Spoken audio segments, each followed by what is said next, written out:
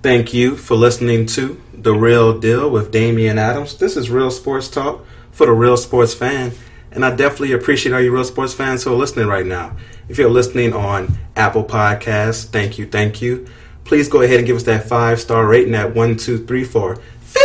That 5-star rating will definitely be appreciated. If you're listening on the 3-Point Conversion Station on Spreaker Radio, please let us know what you think of the show, because the 3-Point Conversion Station is where fans' opinions matter. Okay, so we want to know what you think of the show. If you love the show, don't be quiet about it. Be loud and proud. Let us know that you really love the show and share it with your people. If you think the show can improve, let me know. Just be constructive, because I am a gentle soul.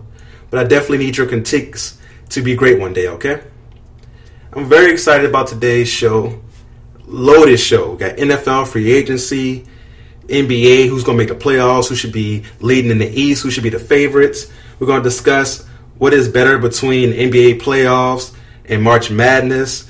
We're going to talk boxing. Is the heavyweight division really back? Is Mikey Garcia that guy? Sports trivia, forgotten players. And with so much, you're like, there's no way, Damien, you can do this by yourself. You're absolutely right.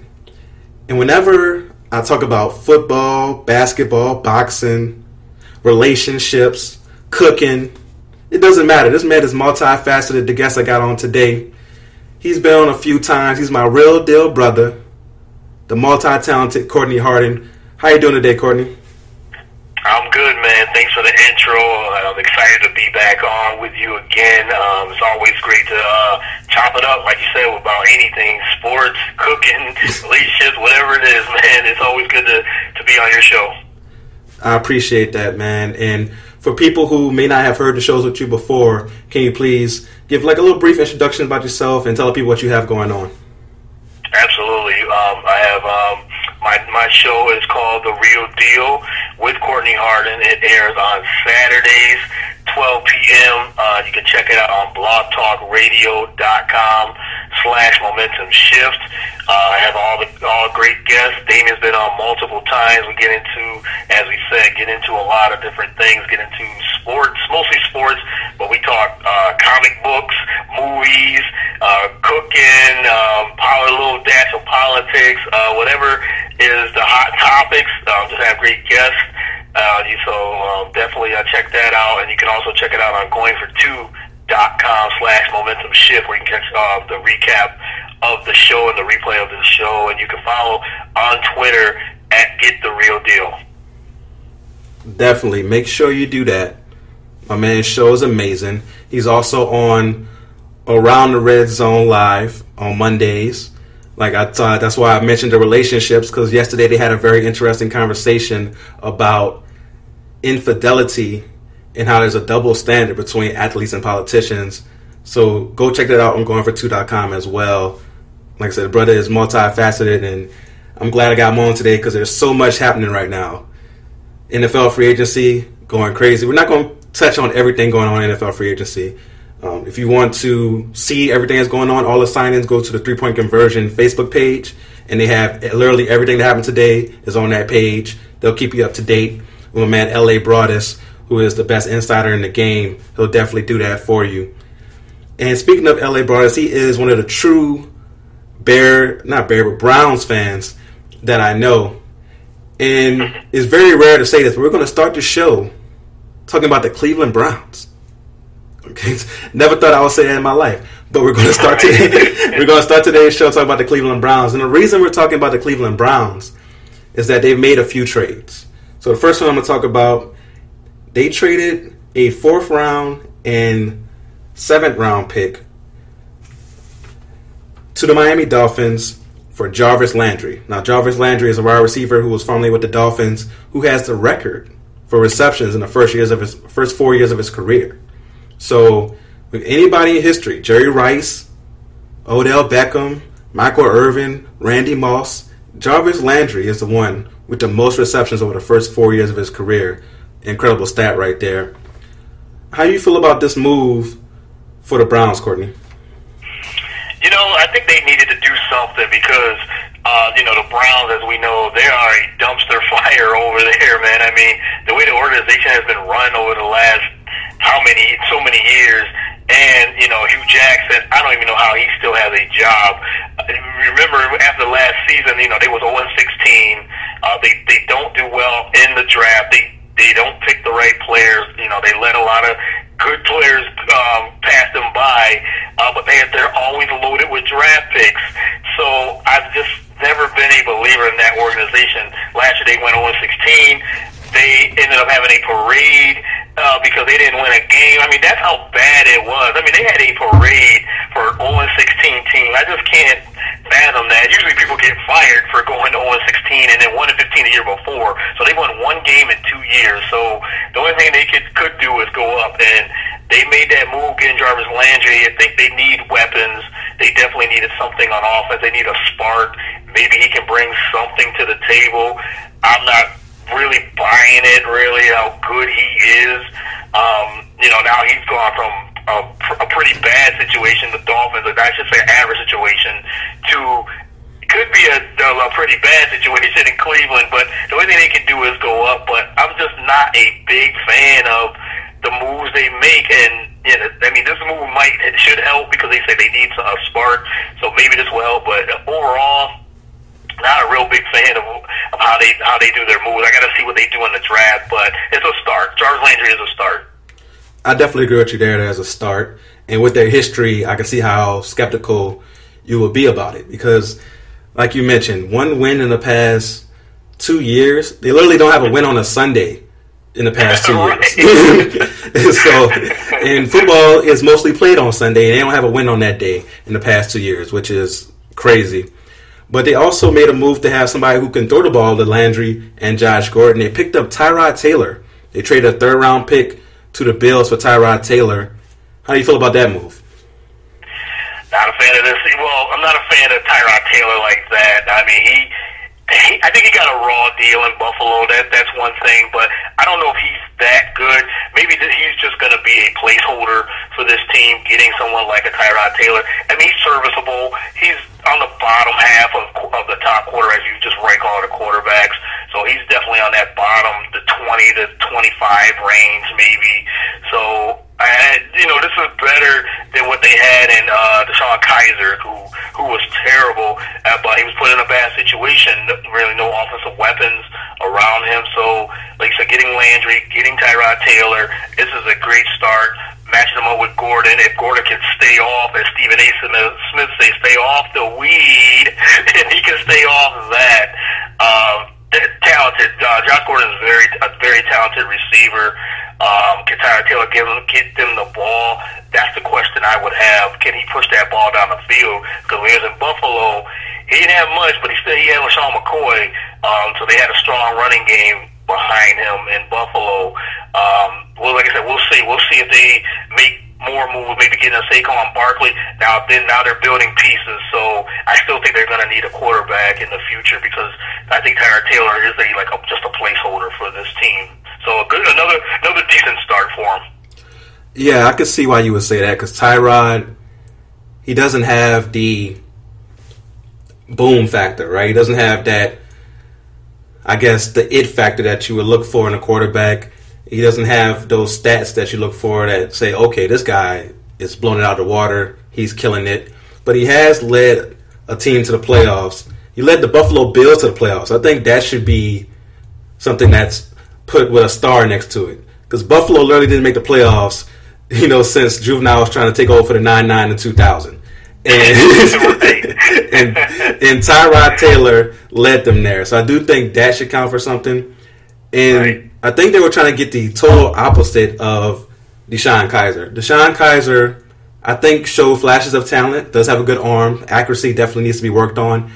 And one thing he did way too much was turn the ball over. One thing that Tyrod Taylor does not do is turn the ball over. So I think they were just saying, okay, let's get somebody who takes care of the ball. He may not get the crazy plays downfield, but with Jarvis Landry, who's that perfect inside receiver who's going to catch all those balls for you in the areas that Tyrod Taylor likes to throw to, and then you have Josh Gordon there to stretch the field, along with some other weapons they might pick up. I think it's a good move to pick up Tyrod Taylor. And you mentioned the draft. They still have number 1 and 4 picks. So if you were them, would you go with Barkley at 1? Or would you go with a quarterback at 1? I would go with Barkley at 1, and then they could still get a quarterback at 4. But I would go with Barkley at 1 because they're going to need a running back that can bring, as you said, they can bring a little bit of spark to that offense. I mean, now you got the outside weapons. You have a quarterback that can still hold it, that can hold the position down. I wouldn't be surprised they go for a quarterback in the top 4, but I just don't think you pass up a talent like Saquon Barkley. I know he's getting a lot of publicity and a lot of credit and everything, but I think you got to go with a guy like him. You just got to pick him. He might be the best. He might be the best player in the draft. And the Browns, they're sitting right there at number 1. You picked the quarterback already, so I think you go with the running game. You build that off. They need more help on both sides of the football, but I think you go with a Barkley. And to go back to Tyrod Taylor, I mean, you do bring up a good point. He doesn't turn the ball over, so he's more of that game management type of quarterback. But they had a chance. They could have maybe, I don't know if they want to overpay for Kirk Cousins. I know he just got paid a lot from Minnesota, and I don't know if he would have went there anyway, but why not trade for Nick Foles? I mean, the man just came off a Super Bowl run.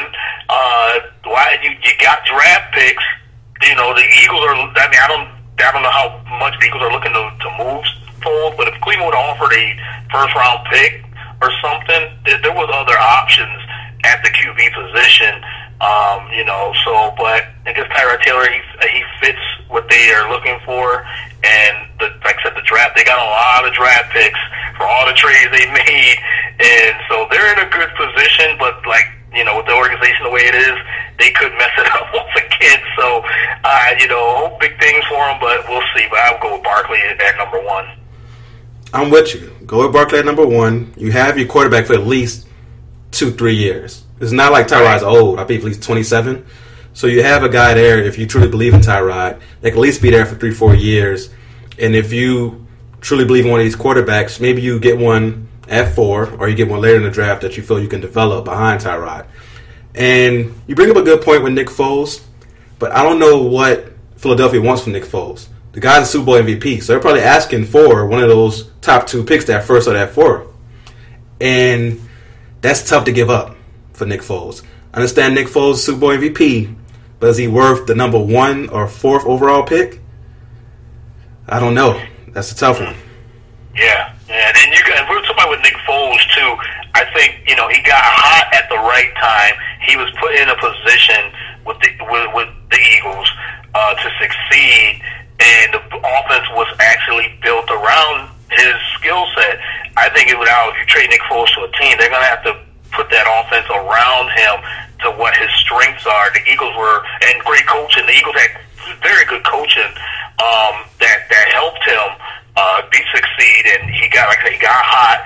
He exceeded expectations, winning a Super Bowl. So he's a hot name right now, and I don't know what the Eagles are looking for if they trade him now. As an Eagle fan, I would love to keep him just as but I can see him getting a position of getting somewhere on a team where he can start, and I don't know where he's going to go, but Cleveland would have been a nice, that would have been pretty nice, and then you build around him with talent. Nick Foles can succeed with a lot of good talent around him. Yeah, I definitely agree with that. And with the Browns, I don't know if Hugh Jackson wants to have that type of offense. So it's definitely something you have to bring into the situation. And when you think about making a trade with somebody, especially if they're expecting a second round or even one of those first round picks, it's a steep price to pay for somebody you have to change your offense around. And maybe Tyrod Taylor fits what he wants to do. So I think it was a good move.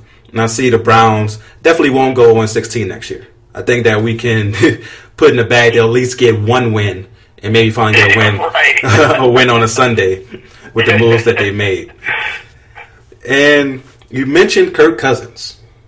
Now, my man Kirk Cousins out here on his Bruno Mars and Cardi B because he's out here dripping in finesse. Because my man definitely finessed the Minnesota Vikings, getting 3 years, $84 million. And a lot of people, when they hear that contract, like, oh, it's football. That's not really what he's getting. No, Kirk Cousins got 3 years, $84 million, fully guaranteed. He out here on his NBA game. Fully guaranteed 3 years, $84 million. When I say the boy got his own money, I mean the boy got his own money. Kirk Cousins, man. So, do you think Minnesota overpaid for Kirk Cousins? This is a tough one because, Kirk Cousins, I think, to me, is an above-average QB. I think he can put up numbers. I don't know how much of a leader he is because he couldn't lead the Redskins. But now he's on a team, the Vikings, who was just in the NFC Championship. They got blasted by the Eagles. But they did this. They got there anyway before. So Kirk Cousins comes in there with a solid running game, one of the best defenses in football.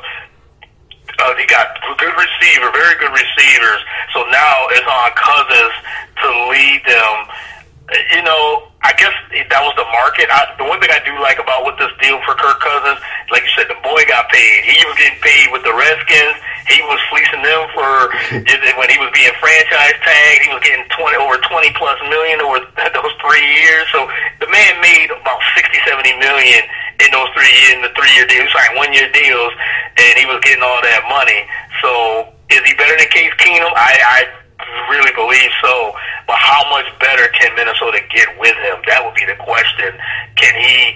I mean, they were just in the NFC Championship, and it's hard to get back there. It's hard to get back there 2-3 years. You have a small window to be a successful team in the NFL, but he set a precedent of getting $84 million guaranteed money.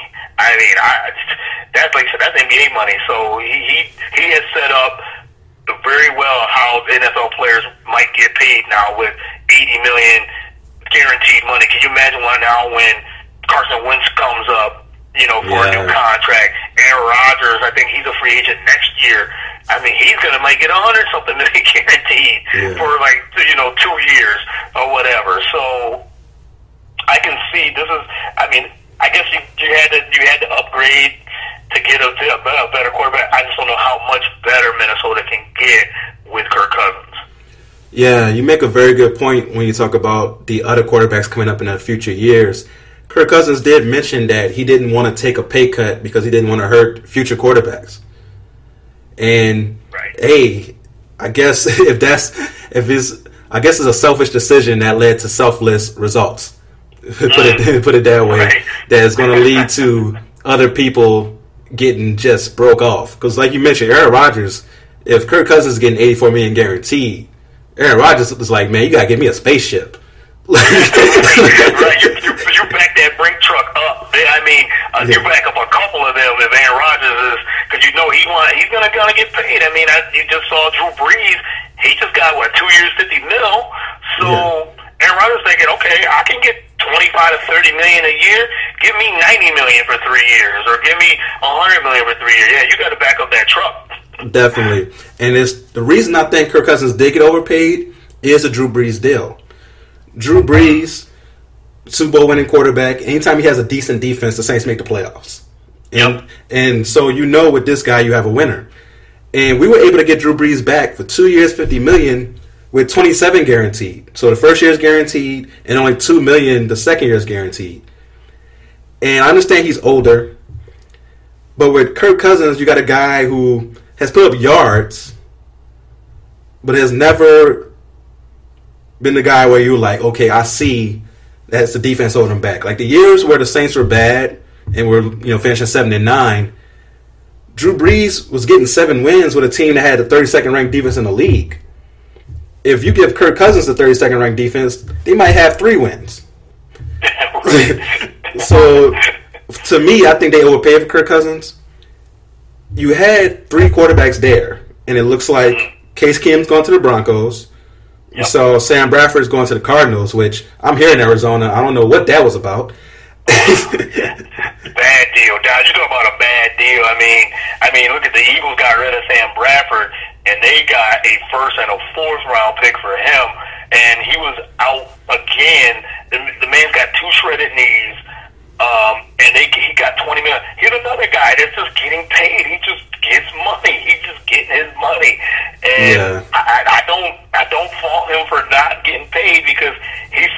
makes, here he looks good for preseason, a few games, but another guy that gets overpaid, and he might be out half the season. So go get your money, man. Get your money. Definitely. Like Jalen Rose says, keep getting them checks. And that's something that Sam Bradford definitely does. And it seems like Teddy Bridgewater may be going out as well. So now you had three quarterbacks who you can arguably say are starting quality quarterbacks. Even Sam Bradford, with all his injury history, is a starting quality quarterback. Right. So you have three quarterbacks there who can be starters. Case Keenum has proved himself to be a starting quarterback in this league. And you let all three go for Kirk Cousins. And like I said, Kirk Cousins has some stats. But 3 years, $84 million guaranteed, when the Saints got Drew Brees for 2 years, $50, and only $27 guaranteed. Yeah, I gotta say that you overpaid for him. Now, if he wins the Super Bowl, it's all worth it. But next year, that schedule's gonna be harder. You're not gonna have a Minneapolis Miracle where a Saints player just misses somebody and you go run into the end zone to get to the NFC Championship game in the first place. So you have a lot of things that are going to be different next year, to where you might not end up in that same position. So you might not just need somebody who can get you over that one step. You might need somebody who can get you over several steps, and I don't think Kirk Cousins is that guy. Yeah, I'm with you on that. I definitely agree with that. And the one stat I read, Kirk Cousins, his record against teams that finished the season 500 or better is 4-19. So if you're going to make, you're going to be solid. Minnesota's going to be a solid team. They make the playoffs again, but now they got a guy that he can't even beat teams that are 500 or better, and that's when you're going to be playing in the playoffs. It's going to be a tough run. So, like you said, he's going to have to he's got to get to the NFC Championship or the Super Bowl, and to for that contract. So, good luck with that. Yeah. Definitely good luck for Minnesota. We'll see. No, I think he's under the same pressure as John Gruden. Like last week on my bonus episode, I had the Red Zone Live on, and we did the 5 luckiest people in sports. Right. And Kelly talked about John Gruden, how he's gotten this 10-year, $100 million contract. And one of the things that comes with that contract is Super Bowl expectations. I think that's where Kirk Cousins is. I don't think NFC Championship is even good enough. Like, he needs to win a Super Bowl within these 3 years to live up to that contract, and I just don't see it happening.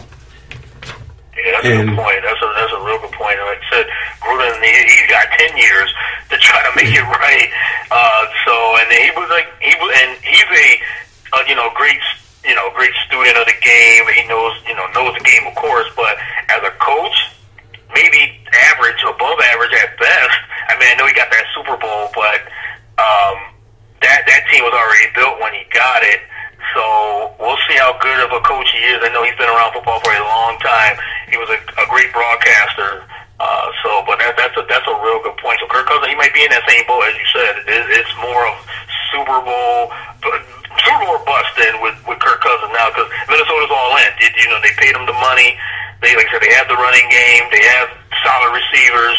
That defense is stout. And now it's on the quarterback. Can he deliver? And I don't know, because Case Keenum, like I said, he led them. How much better is Kirk Cousins to Case Keenum? I would take Cousins.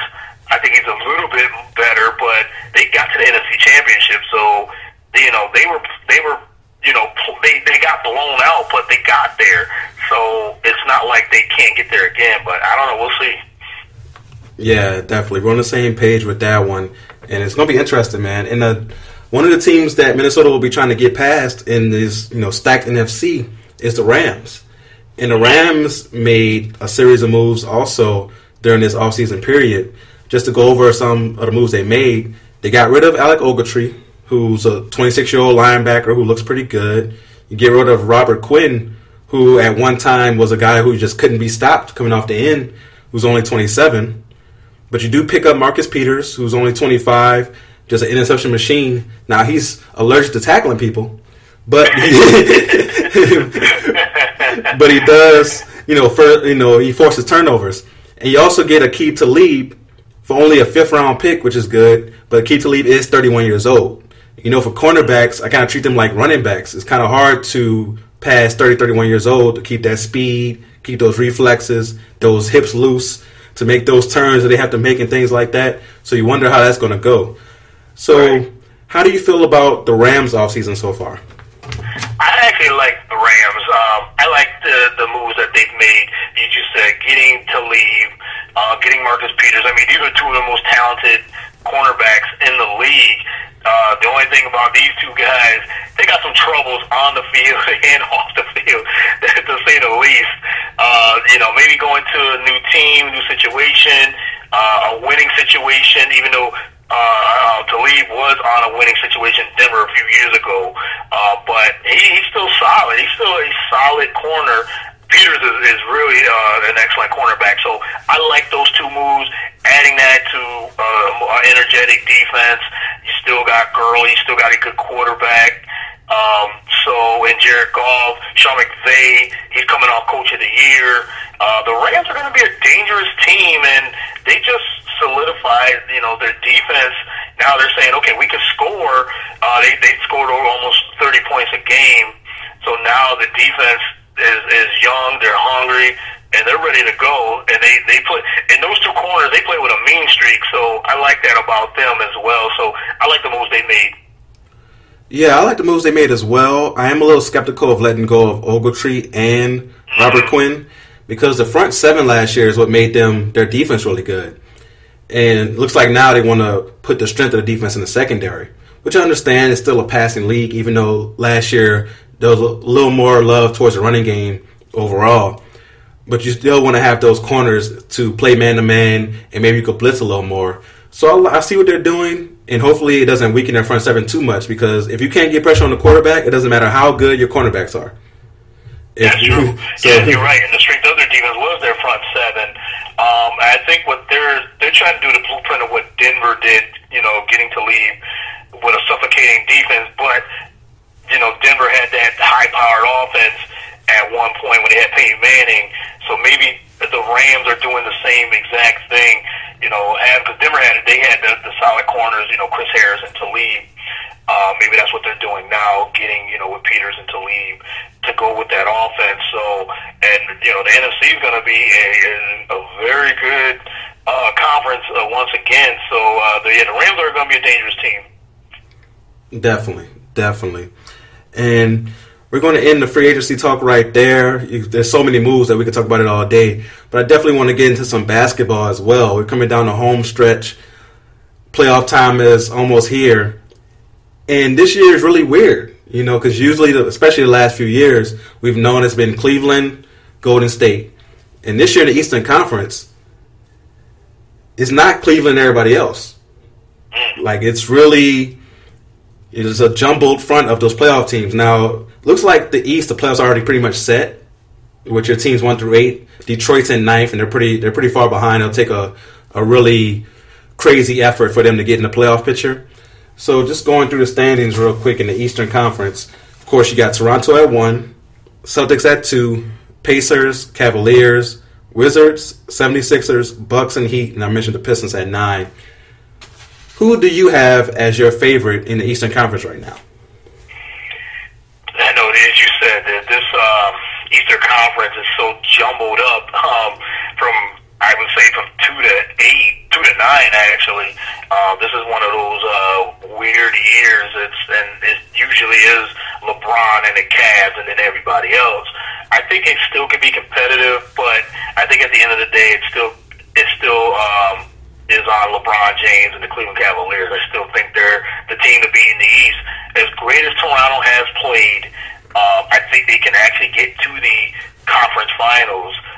But I think we've seen this before. We've seen this story before. I think they're slightly better than they were the last 2 years. They were real good 2 years ago. But every time they get to the playoffs, it just seems like they bottom out. It's almost like they forget how to play. They got swept last year. Cleveland just went right through them. Even the year before that, Cleveland beat them in 6, I believe. But it was a struggle for Toronto. I mean, Cleveland was still the better team the year that they won the championship. So Toronto, I think, will be a tough out. But it's all on Kyle Lowry and DeMar DeRozan. DeRozan's having an unbelievable year. He's playing MVP-type basketball. He's definitely playing more efficient. He's hitting that three-point shot now, which was his Achilles heel from his game. I mean, he's always been a mid-range jump shooter, a great one. great finisher, gets to the line, but now he's added the three-point shot, which that makes him a more dangerous player. Can he translate to the playoffs? That's a wait and see. Kyle Lowry, he's another guy who plays well in the regular season. Then in the playoffs, he can't find a shot. I mean, he struggles real bad. So I'm skeptical of that. They got some depth. They got some young players coming off the bench, so they'll be tough. I think they're the toughest, opponent for the Cavs. But I think they're still on LeBron. I always say the key is, can you beat LeBron 4 games out of 7 in the playoffs? Can you beat him in 2 weeks? Can you beat him 4 times in 2 weeks? That's hard to do, unless you're the Golden State Warriors. And that's very hard to do with any of these teams. I think the sleeper team, though, in the East, I think Celtics will be good. I think they're still a player away. Losing Hayward definitely is showing now. Kyrie can carry them, but how much can he carry this young team? I don't know if he's got. They don't have enough. But I think the sleeper team in the East is still the Wizards. I think they still they have the backcourt. If their coaching was just a little bit better, they would be a tough out as well. But when John Wall comes back, Bradley Beal's playing excellent ball. Porter's playing well. Oubre's playing well. So they have the makings of a very good team. I think they could be a sleeper. Milwaukee's tough. Indiana's going to be tough.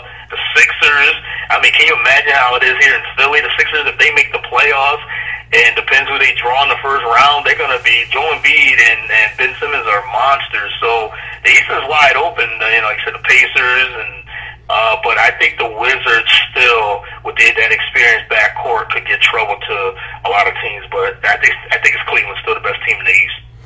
I definitely understand why you feel that way, because we haven't seen a team in the East beat LeBron 4 times in 2 weeks, literally in like 10 years. Like it's been he's been in the finals 7 straight times. So the last time we saw it was when Boston put him out of playoffs. So all those years back with Paul Pierce, Kevin Garnett, and Ray Allen, of course, Ray Rondo as well. Mm-hmm. And what's funny to me about the standings right now, it kind of takes you back, because Cavaliers at 4 and you had the Wizards at 5. It takes you back to earlier in LeBron's career when he had those classic series against Gilbert Arenas, Caron Butler, and Antoine Jameson, those guys. Yep. And this Wizards team now kind of has that same personality, of course, without the guns, but they have the same personality as those other Wizards with that feistiness. And when John Wall comes back with the newfound ball movement that the Wizards have, I can see them giving people trouble in the playoffs as well. You mentioned the 76ers.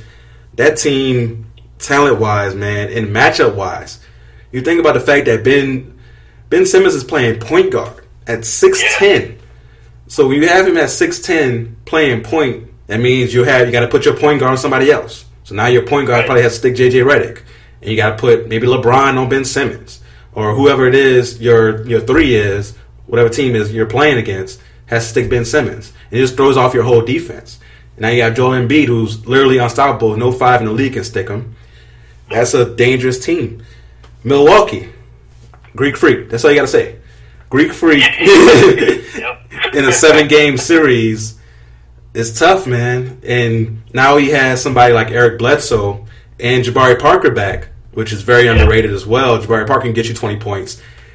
With Eric Bledsoe, he's somebody who can shut down an opponent's point guard. His defense is very underrated because you don't show it all the time, but when he's on, his defensive game is crazy because he's so athletic. And that defense the Bucks can put on you with him out there. Think about John Henson, Anthony Kupo. They have, Brogdon. That defense is crazy. Mm-hmm. And I also like Miami as well, just because they have Spo with a young squad, and you have Dwayne Wade. Seems like he's gotten just got the energy back coming to Miami. I think it's wide open, man. And once the Cavaliers get Kevin Love back, maybe that'll change things. And you'll see Cleveland be that team up there again. But they don't have that top-notch guard like LeBron has always had. LeBron had Dwayne Wade during those finals runs, Kyrie Irving during those final runs. They don't have a top-notch guard for him to be helped out with. So when it comes to final plays, it's going to be all on LeBron to make the shot instead of LeBron looking to facilitate and having all those options. So now when he gets the ball in the last seconds, you're like, okay, we know LeBron's probably going to take this shot. We just don't leave Kevin Love open. We can leave somebody else open. Maybe we just slide off of George Hill. Or we slide off of Rodney Hood. Or Larry Nance, who was in the game at the time. Thompson. We slide off of that guy and make them be the shooter instead of LeBron having all these options of shooters around. I think it'll be very interesting in the Eastern Conference. It's definitely going to be a great first round, I believe. So now let's move on. Oh, go ahead. Before that, I was say you make a good point with LeBron not having that consistent second guy. Kyrie could win series by himself or win games in series by himself. He had reached that level. When they won the championship, Kyrie was that guy. He outplayed the MVP, Steph Curry, when they won that championship. So I mean, this guy's a top 10, 12 player. He didn't have that. He doesn't have that now. And you make a real good point when he had Wade for those 5 years. Now it is LeBron, and it's just the pieces now together. Can they come there? It's gonna have to be a committee of guys, J.R. Smith and the Kyle Korvers. Kevin Love, as you said, can he become that guy? I mean, he is a former 20-10 player, and he still can be that guy. Now he's a second option, but we've seen games where he disappeared in playoffs, big moments in playoffs. Can LeBron trust him? Like so, we can't trust Tristan Thompson. Almost a rebounding machine, but that guy can't even make a layup. So it's one of those things where it's got to be by committee. And I still think Cleveland, just because they have the best player on the floor most nights, they're gonna have to do it that way with LeBron. Yeah, I'm definitely right there with you on that one. I can't wait for the playoffs, man. Me too. So now let's talk about the Western Conference. So you got your top two teams who are by far the top, right? You got the Rockets and the Warriors, and it's going to be very interesting to see if the Rockets can hold on to that top seed over the Warriors. But then when you get through to 3 through 10, it's bananas, right? So at 3, you got the Trailblazers at 41-26 with probably the quietest 10-game winning streak ever. Like they're currently on a 10-game winning streak right now, and probably half the league doesn't even know. Then you have the Thunder at 4, who's won 3 in a row. So they're finally look like maybe they're getting that consistency that we all been thinking they could have. You got the Pelicans at 38-28, who recently won 10 games in a row, but then lost 2. Then you have the Timberwolves at 6, the Clippers at 7, which is crazy. Doc Rivers definitely deserves some Coach of the Year type love if the Clippers make the playoffs with that roster. And then you got the Jazz at 8, who've won 6 in a row, and earlier this year won 11 in a row. This team, very streaky, great defensively. Like the other night they played against the Pelicans, Anthony Davis went off, 25, 10 rebounds, 11 blocks. And it still wasn't enough to beat the Jazz because they shut down everybody else pretty much. Right. And then at 9, you have the Nuggets, who are also 37-30. So at 8, 9, and 10, you have the Jazz, Nuggets, and Spurs, who are all tied at 37-30. And, of course, you got the Clippers right there, who are only 1 game above them. Who do you have missing the playoffs in the Western Conference? Man, that's real tough. That bottom half, the Spurs are outside of the playoffs. When was the last time we heard that? It's been so many years, man, that the Spurs could possibly miss the playoffs. I mean, I don't know what's going on with that organization. Losing Kawhi and that whole situation is a very strange situation because we don't know what's going on in his mindset. Is his body, physically ready to go for this grind? I think if they had him, they for sure make the playoffs. I mean, they were just, a week ago was 3rd. They were hanging on to 3rd. But as you said, when the Blazers are on a hot streak right now, and then you got the Pelicans, your Pelicans, they're on a hot streak. The OKC, they were lingering around. Minnesota, they were right there in the top 4 at the time. They lost Jimmy Butler, so they're struggling a little bit right now, losing one of their best players. And like I said, the Clippers, Doc Rivers, he definitely deserves some Coach of the Year nomination. He definitely deserves that because what he's doing unbelievable. So it's just showing how good Doc Rivers is as a coach. Losing Chris Paul and Blake Griffin and having those pieces like that and the way he's playing. But I think the team that could miss the play, I can't see the Spurs missing the playoffs. I think Popovich is going to turn this around with or without Kawhi. I can see Utah missing the playoffs. As good as they've been playing, streaky as they are, I can see them actually in that bottom half missing the playoffs. Yeah, so out of those teams, there's going to be two of them that miss. So out of the Clippers, Jazz, Nuggets, and Spurs, even the Timberwolves, who are only a couple of games in the win column ahead of these teams, even my Pelicans are still in trouble. It's crazy. Yeah. So there's going to be two teams that miss. I can see the Nuggets missing because I just don't think they're consistent enough. And with the Spurs, they're getting Kawhi back on Thursday against my Pelicans, unfortunately. So they're getting Kawhi back, but I'm glad the Pelicans are playing against Kawhi on his first night back instead of like his fifth night back. Right. So I think that's going to actually be a benefit to the Pelicans in that game. But the Spurs' schedule down the stretch is just brutal. So let me just look at their schedule real quick. So tonight they got the Magic, which should be a victory. Yeah, it should be. But then after that, you got the Pelicans on Thursday, Timberwolves, Warriors, Wizards, Jazz, Bucks, Wizards again, Thunder, Rockets, Clippers, the Lakers, who are not an easy out nowadays, right? Trailblazers, the Kings should be a victory, and then the Pelicans to close of the year. That schedule is brutal, man. I saw two give-me's, the Magic tonight and the Kings. The rest of those games could very well be losses. That's a brutal schedule, man. That's a real brutal schedule because, as you said, they're playing playoff teams that they're fighting for position to even make it. And as you said, they're only separated, I think, 3 through 10, separated by 3-4 games, something like that. So, yeah. But if you go on you got all these teams, the top-heavy teams, not including Houston and Golden State, but Portland, OKC, the Pelicans, Minnesota. These teams, if you go on even just a 3 or 4 game losing streak, but then you get Portland and all these other teams going on 10, 12, 15 game win streaks, you could be out of the playoffs, you could be in it, and then 2 days later you could be out of it. So with that schedule, they're probably going to have to go, I don't know how many games they got left, I know it's 20 plus, but you would have to go a record probably like 17-3 down the stretch or some form of that record just to even get in the top 8. That's how the 3 through 10 how close it is. So I just can't see. Betting against the Spurs, we know from years is not in your best interest. You don't bet against Popovich.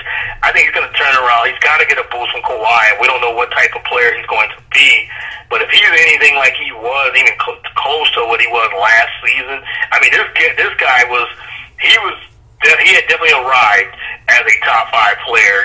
One of the best, if not the best, two-way player in the league. And if he comes back even half the player, 75% of the player that he was becoming, they're a dangerous team. And with Pop, I just got some respect for Popovich and his coaching. They definitely could turn around. I just can't see them missing the playoffs, even with that brutal schedule.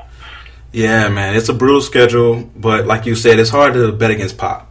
They literally haven't missed the playoffs since like Space Jam was out. Like it's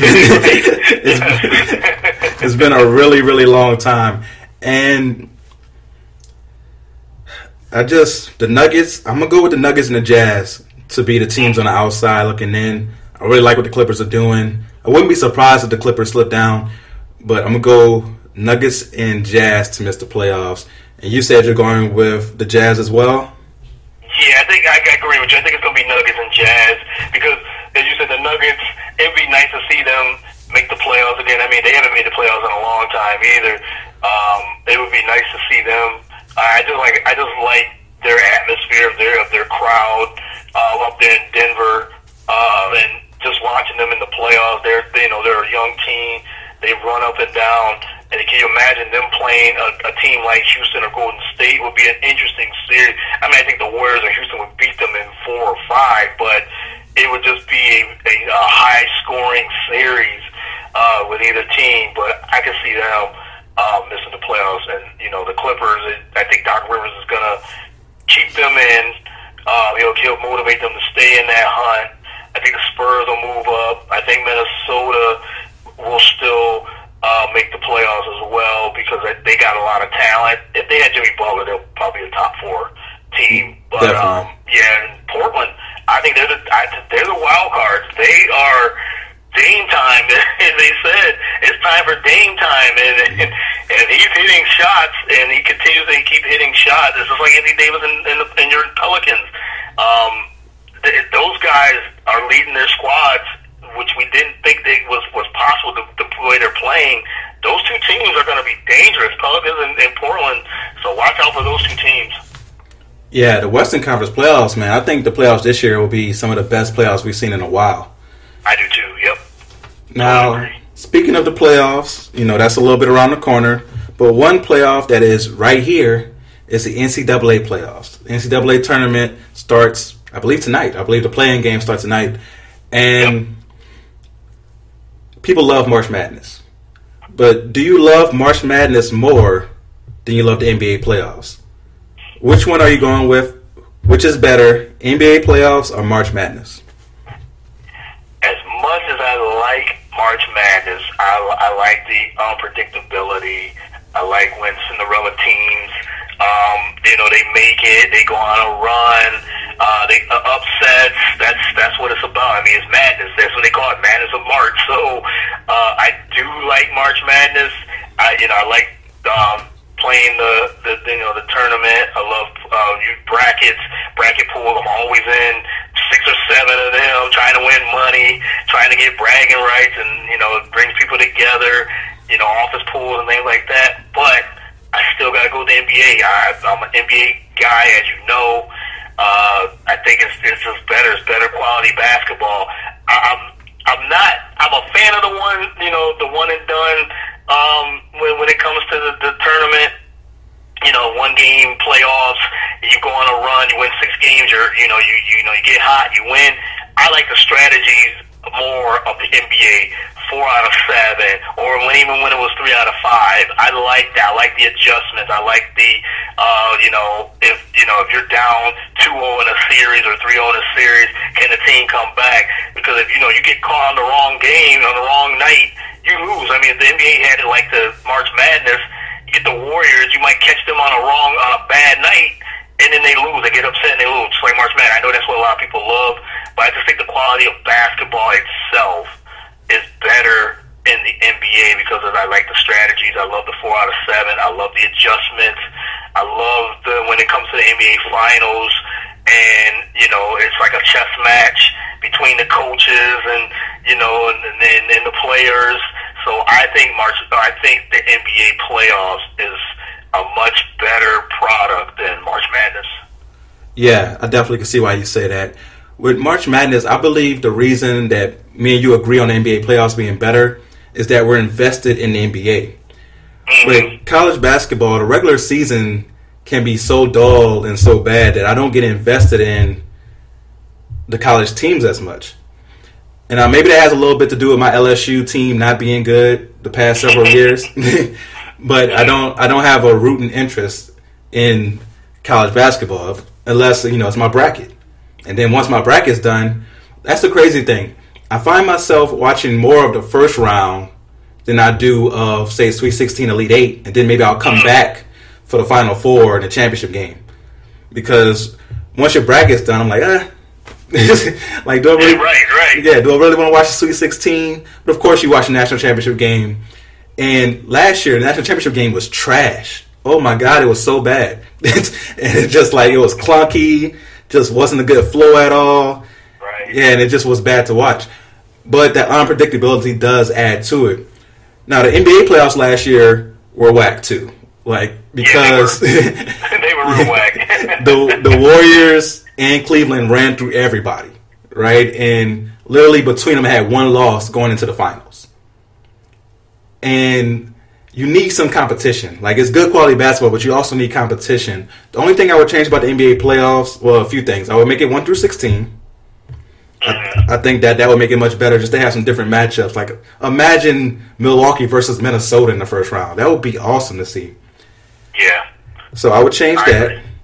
And also, I would bring back the 5-game first round series. I think the first round, especially when it comes to like 1 through 8, 1 versus 8, you don't need 7 games. Like, after those first 3 games, when the Warriors get finished beating up on the 8th seed, that 4th game isn't needed. Like, we already know what's going to happen.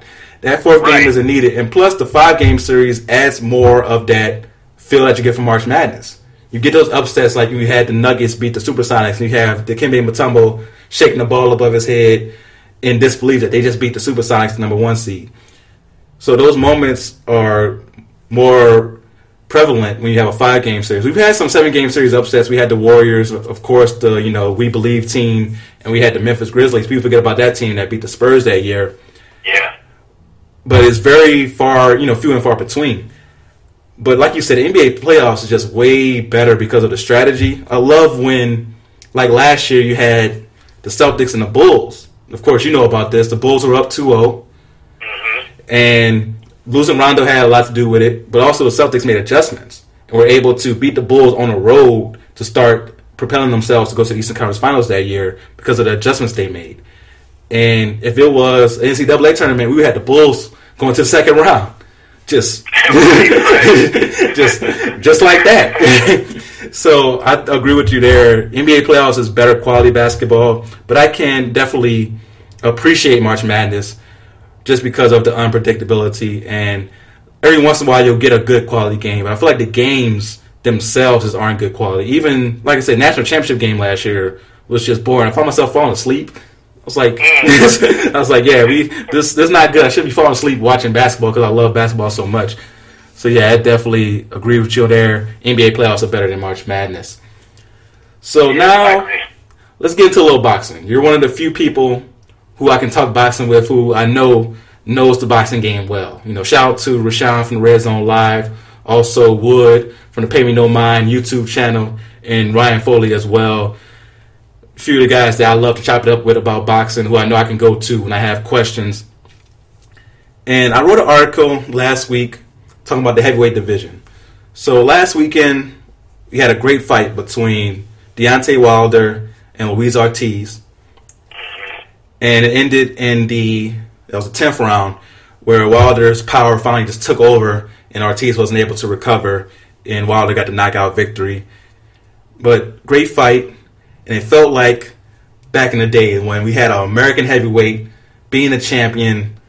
You have him going against quality competition, and now you can look forward to things going forward. Do you believe the heavyweight division is truly back? I do. I think it's on the right path. I'm not sure if it's completely back yet. There's good heavyweights in this division. As you said, Deontay Wilder, he was impressive. He definitely he showed me something in this fight. When we were talking on Twitter, I'd asked the question, how, with this fight, how does this make Wilder, in the long run now, does this put him really in that mix? And it definitely puts him in the mix to, he wants Anthony Joshua, and I think that's the fight that has to happen. We used to get those type of fights back in the day, back in the 90s, in the 80s, when the heavyweights just fought each other all the time. So it's now up to Joshua and Wilder. I think once we get that fight, and if it is, if they are both up to their caliber of fighting, because they both got great skill sets. Wilder showed me something in that last fight, beating Ortiz, that the adjustments that he made throughout the fight, because he was getting rocked in that in that fight, and I thought he was about to go down. I thought, like, okay, Ortiz got him beat, but Wilder showed a lot of heart. He's got the athleticism. It's crazy. He's got the reach. He's one of the taller heavyweights. Not the biggest, but he's very tall. But I think he needs, if him and Joshua and they fight a well good fight. I think then the heavyweight division even just with those two fighters, Ortiz's game, he just lost his first fight, but he's a good heavyweight. I think with that magnitude of fight, if it's Joshua and Wilder and they fight to their capabilities, I think it would be it definitely put the heavyweight division back.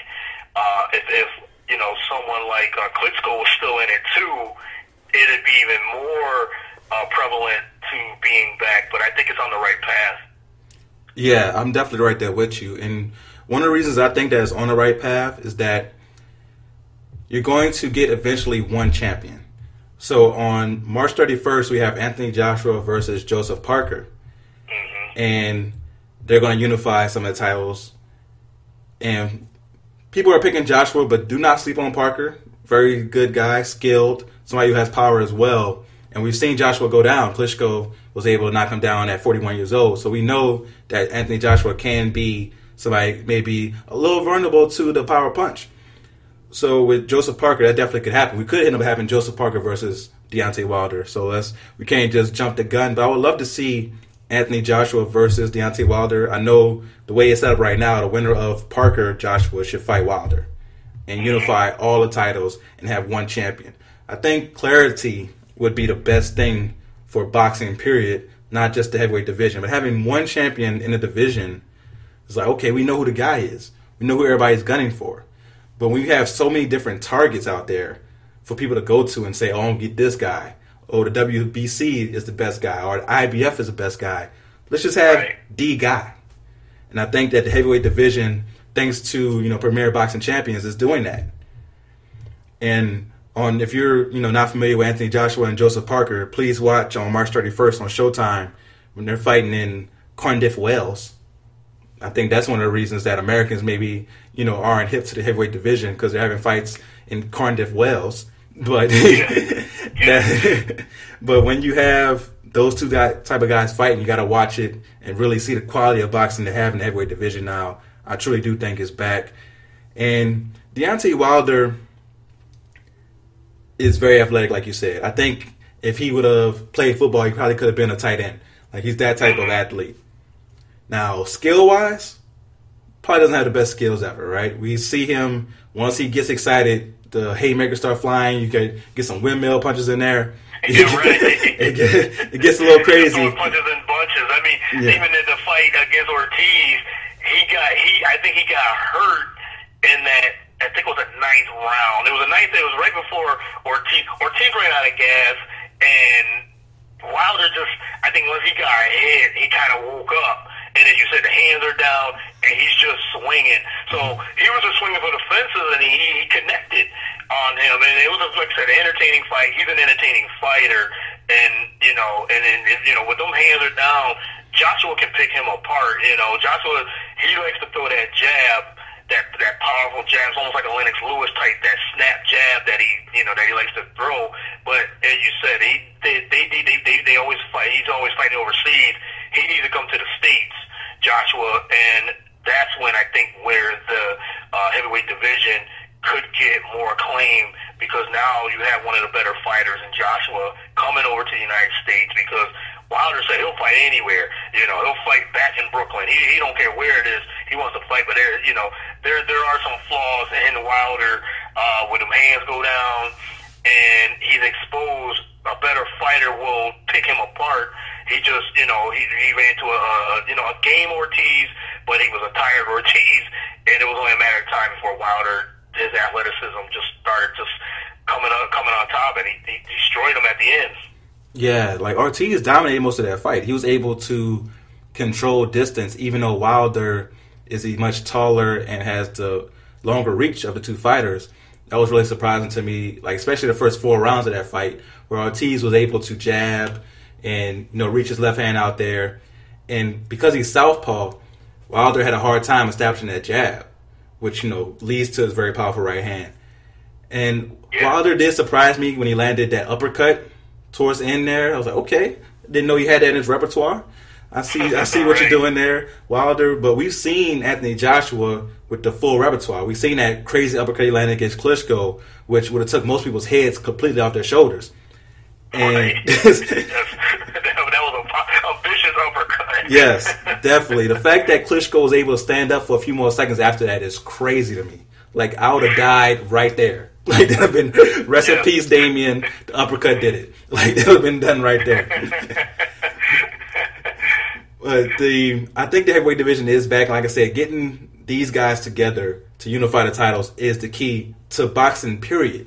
Let's get one champion. I think that's one of the reasons that UFC has been successful. I think boxing over the past year or two is starting to get its claim back as a top combat sport. But UFC still is very popular because, you know, you have that one guy or one woman that you're going for.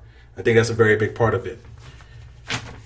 So we've talked basketball, football, boxing. But now it's time to do a little sports trivia. And you're very familiar with this part of the show. You've been on the show several times now. This is where I like to challenge our guests. Usually questions about their favorite team. Sometimes I'll mix it up.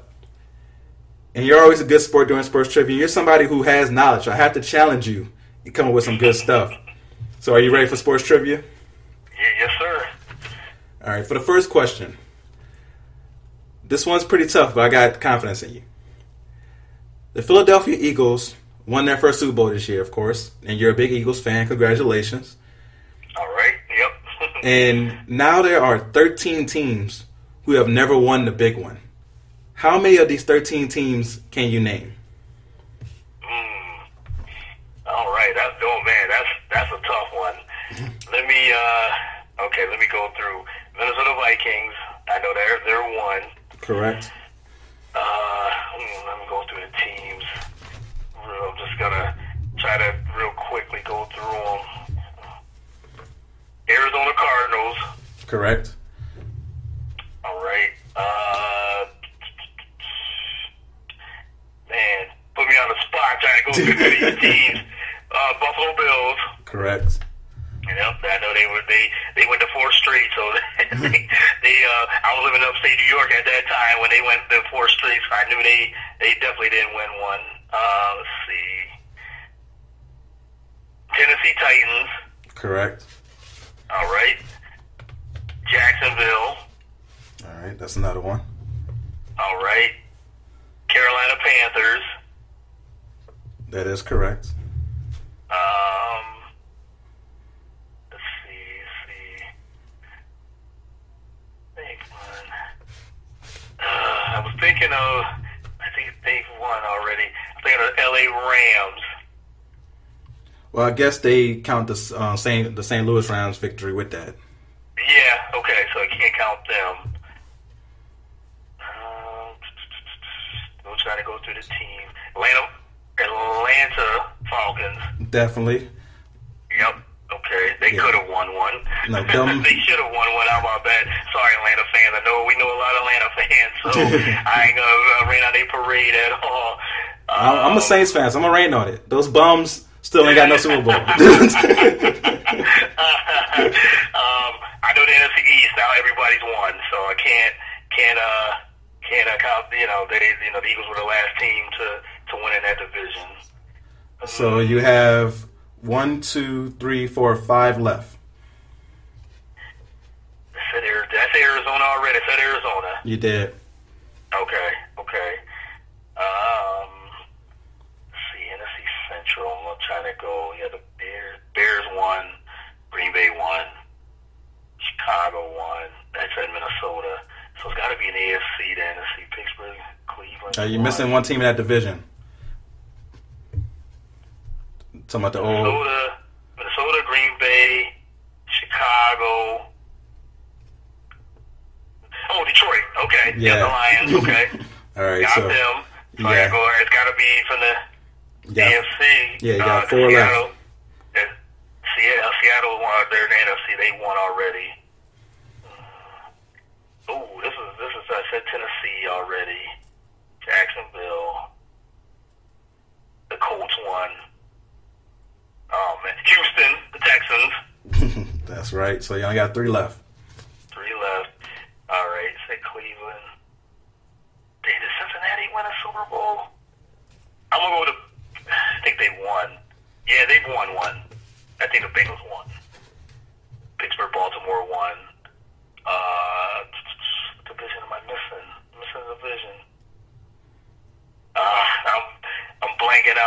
blanking out. Miami's won a Super Bowl. Said Buffalo, Jets won. New England, of course. Damn, what 3 teams am I missing? So I'm very disappointed that you didn't mention one. We talked about them earlier. Cleveland Browns. Oh, I should have known that. Yes. Oh my goodness, I blinked out on that. I was like, dang, the NFC Central. Okay, AFC. Oh, I should have known that one. Okay. So Browns, another team from that division, the Bengals. They've been to Super Bowl, but they have not won one. They ain't won one. Okay. I know they lost to San Francisco. I thought maybe they won. Okay. Mm-hmm. And the last team was the formerly San Diego Chargers. San Diego. Oh my goodness, LA Chargers now. Okay, yeah, the AFC, the new Chiefs, the Raiders, Denver. Yeah, okay. All right, that's a good one, though. Hey, I got 10, so I got pat myself on the back. I should have known Cleveland and Cincinnati. Yeah, definitely. But you did a good job, though. That's a tough question, especially off top of the head. Yes, I had to go through each team. I had to try to go through each team by division without looking at anything, so... That's a tough one. That's a good question. I love that question. Now, for question number 2, we're going to go particularly to your Eagles. Okay. Who holds the record for receiving yards in a single season for the Philadelphia Eagles?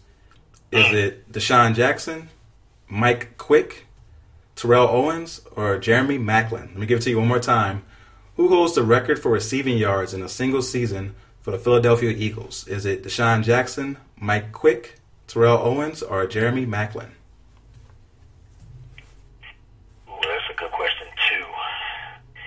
I'm going to go with T.O., Terrell Owens, most yards most receiving yards in the Eagles history in a single season. That's a good guess, but incorrect. The answer is Mike Quick. Oh, okay. Yes, in 1983, Mike Quick caught 1,409 receiving yards on 69 receptions. So it's not that many receptions for that many yards. My man was out here catching deep balls a lot. He was, man, and I remember Mike Quick too. I remember I had his football cards back in the day, and he was a monster. He was a monster receiver. You know, I think T.O. had, if I remember, at least 1,200 or 1,300 yards that 1 year. The year and a half he was here, but yeah, that's another good question. Yes, thank you, sir. And now for number 3, we're gonna go to basketball. I know you're a big Bulls fan. All right. And of course, Michael Jordan holds most of the records for the Bulls. And another record that includes is steals per game. He is first with 2.5 steals per game while playing for the Bulls. Who is second in Bulls history in steals per game? Is it Ron Artest, Jimmy Butler, Scottie Pippen, or Jerry Sloan? Let me give it to you one more time. Michael Jordan is first all-time in steals per game with 2.5. Who is second all-time in steals per game for the Bulls? Is it Ron Artest, Jimmy Butler, Scottie Pippen, or Jerry Sloan?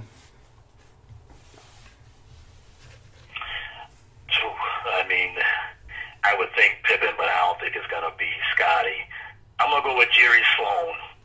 Yes, that is correct. Very good answer there. All right. And Jerry Sloan, yes, the longtime Utah head coach, was was a really good basketball player. He was he had 2.2 steals per game during his time with the Bulls from 1966 to 76, and was a 2-time All-Star. So shout out to Jerry Sloan. Yeah, definitely. I mean, like I said, very good coach. And the good basketball player too. So yeah, Jerry Sloan. Shout out to him, definitely. Now for question number 4, it's another tough one. So NBA finals are coming around, and in the NBA is a little easier than football. There are only 7 teams that have never played in the NBA finals. Can you name those 7 teams? Ooh, another tough one. All right, now this one who's never played in the NBA finals. All right, so let's go to Clippers are one. I know they're definitely one. They've never played in the NBA finals. That's correct. All right, so I know I got that one right. Let's go through the division again. I got to go this way. Lakers, of course. Golden State, of course. Just most recently run. Let's go real quick. Lakers. Say the Clippers. Phoenix did. I'm going to say the Sacramento Kings. No, I believe the Kings back in the day played in the finals. Way back in the day. They do not have the Kings on this list.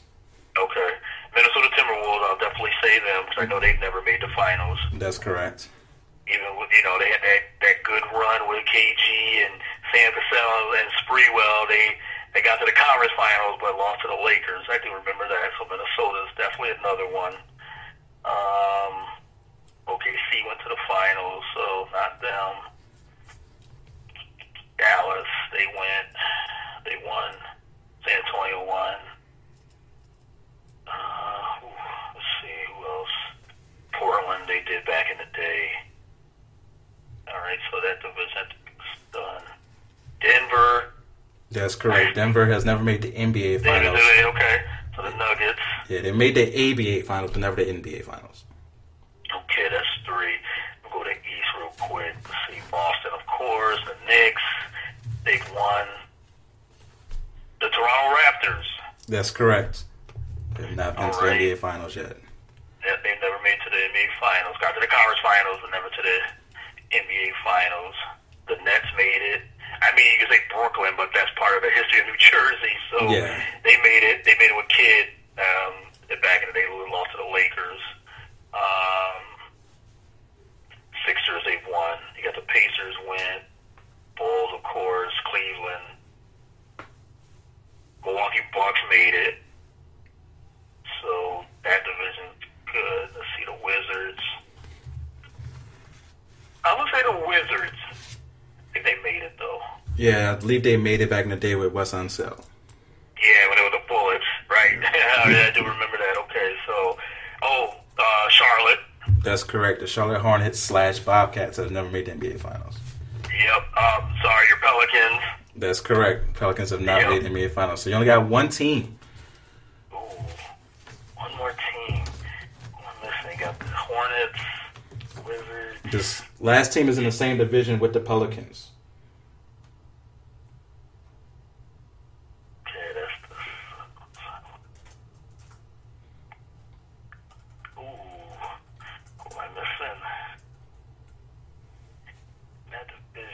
Minnesota already.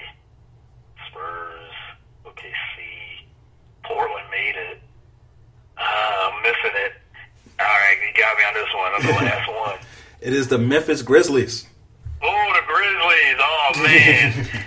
Zebo and them and Pau Gasol at the time, they did not make it. You're right. Yes. Yep. All right, the Grizzlies.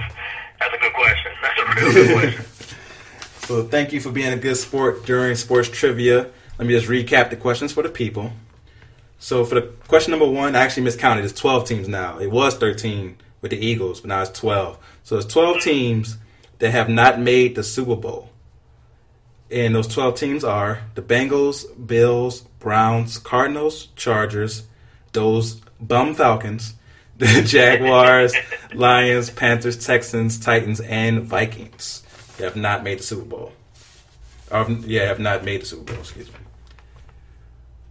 Or have not won it, excuse me. The 4, for a bonus, the 4 who won it, who didn't make it, excuse me, never made it to the Super Bowl, were the Browns, Jaguars, Lions, and Texans. Have never been there. The rest of the teams did not win it, just to clarify. Right.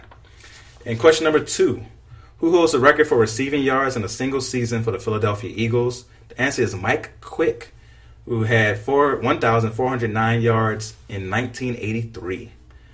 Question number 3, who is second all-time behind Michael Jordan in steals per game for the Chicago Bulls? It is Jerry Sloan, who averaged 2.2 steals per game during his time with the Bulls from 66 to 76. And question number 4, who are the 7 teams who have never played in the NBA Finals? It's the Charlotte Hornets, Denver Nuggets, LA Clippers, Memphis Grizzlies, Timberwolves, Pelicans, and Raptors. So thank you for being a good sports during sports trivia. Definitely did a good job there. And now it's time for forgotten players. This is where we pay homage to players who may have been good but not great but not recognized, or players who you have just forgotten about who we want to remind you of. So who is your forgotten player today?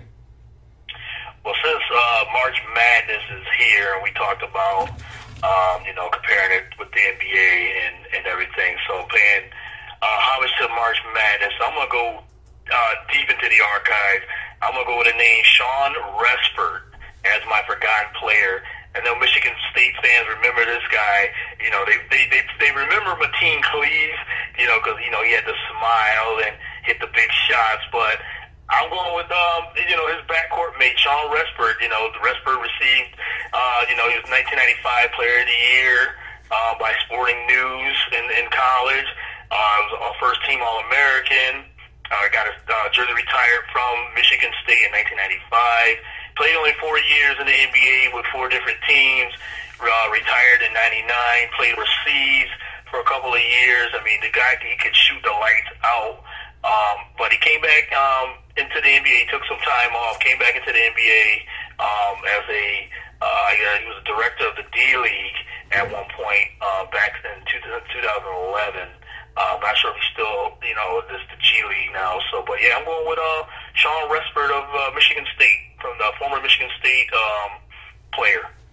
That's a really good forgotten player right there, because he was somebody who was definitely a big part of that team. Like you said, people remember Mateen Cleaves, and it's crazy how nobody from those years in Michigan State, besides Zach Randolph, he may have been there a little bit earlier, but nobody from those years besides Randolph, translated to the NBA well. Everybody kind of just went out really quickly, especially Mateen Cleaves. I was surprised that he didn't last long in the NBA at all. Yeah, he was a good college player.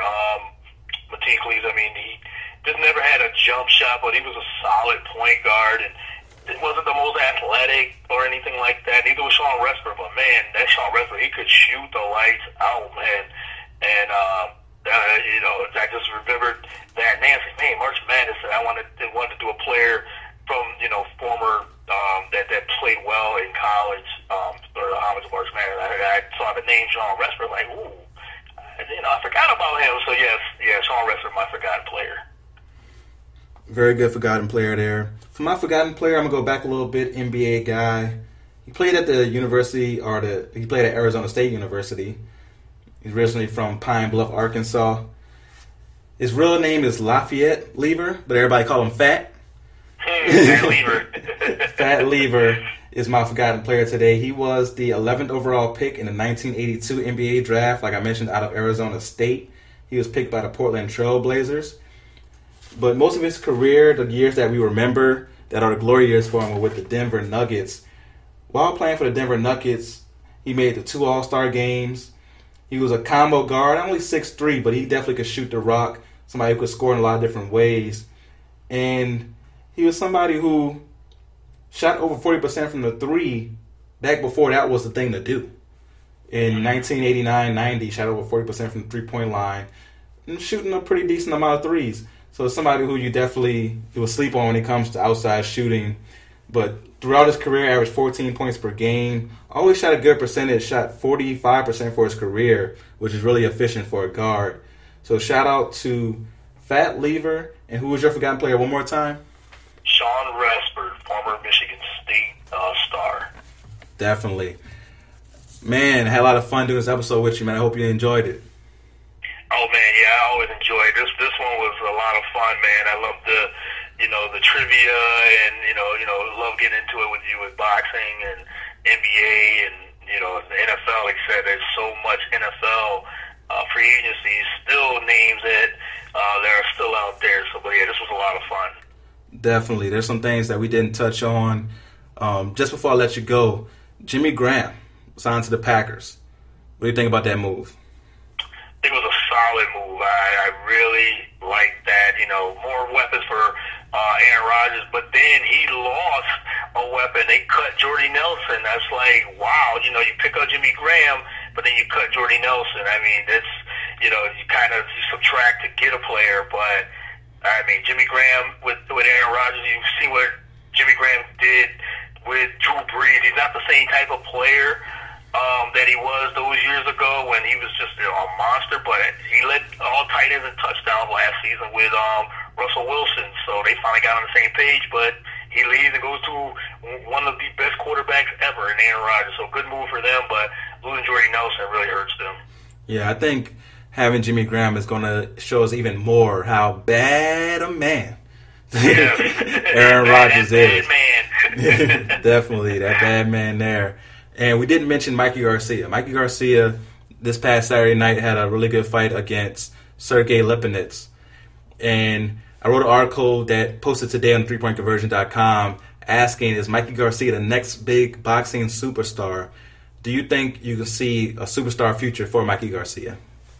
I definitely can, and that was a great article too. And Mikey Garcia won belts in 4 different weight classes: 126, 130, 135, and 140. He had an impressive showing. I don't think it was his best showing this last Saturday, but he did enough because of the skill set that he has. I think he is a up and coming. I mean, the funny thing is he's 38 and 0. So he's up and coming, but he could be a superstar because he's not a known name to a lot of casual boxing fans. He's not. To hardcore like us, he's a name. Like I said, a lot of skill, a lot of options he has now. So he's in the driver's seat to really succeed. But I definitely think he could be a star in boxing. Definitely, and you guys should definitely go check out that article on 3pointconversion.com. Boxing Next Superstar, talking about Mikey Garcia. Where can people listen to your show and follow you on social media, Courtney? Absolutely. Thanks again for letting me come on to the show. You can check out The Real Deal with Courtney Harden on blogtalkradio.com/momentum shift on Saturdays from noon to usually go about to 2 o'clock. Mostly every Saturday. Sometimes I dip in Sunday. Sometimes I do a show during the week. Just depends on what's going on. But you can definitely check that out on most Saturdays, again, at 12 o'clock. And you can follow the show on Twitter at Get The Real Deal. Or you can follow me on Twitter at Courtney110979. You can check me out on Instagram, Facebook, where you can find me, Courtney Harden. Just find me there. And always having great guests on the show. Damien's been a part of the show from the beginning, so really appreciate that. And just find me on social media. Definitely follow this man. Listen to his show because it's a great show. Listen to him on Around the Red Zone Live on Mondays because they always have interesting conversations. You never know where it's gonna go. So definitely, definitely check that out as well. You can blame Kelly for that. The last topic.